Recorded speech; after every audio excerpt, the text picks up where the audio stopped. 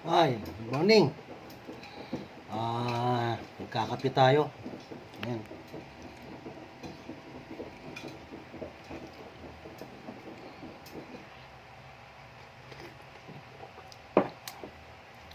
Meron nga pala tayong ginawang trap ng daga dun. Bibisitahin natin. Ayan. Dito sa may kusina ako nilagay. Ayan. Dito tutulay yung ang malilit na daga. Ayan, pagdating dyan, pagtapak nila dyan, kailangan may harang dito para hindi dumiretso. Nilagyan ko ng keso dahil para pag tapak niya rito, titwist to pababa malalaglag siya. Ayan, baka gusto nyo rin gumawa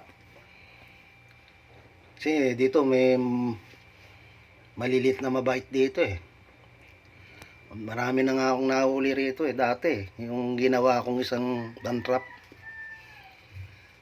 Suspense. Isitahin natin kung meron. Ayun. Effective yung ginawa natin. Ayan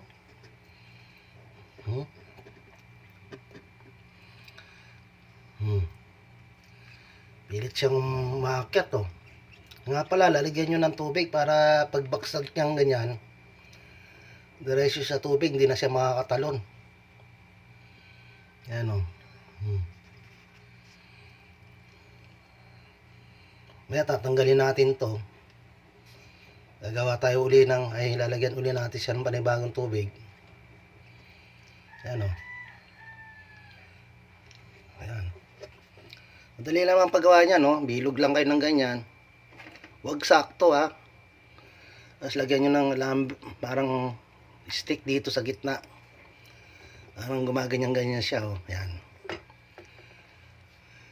Sige po. Sa susunod ulit.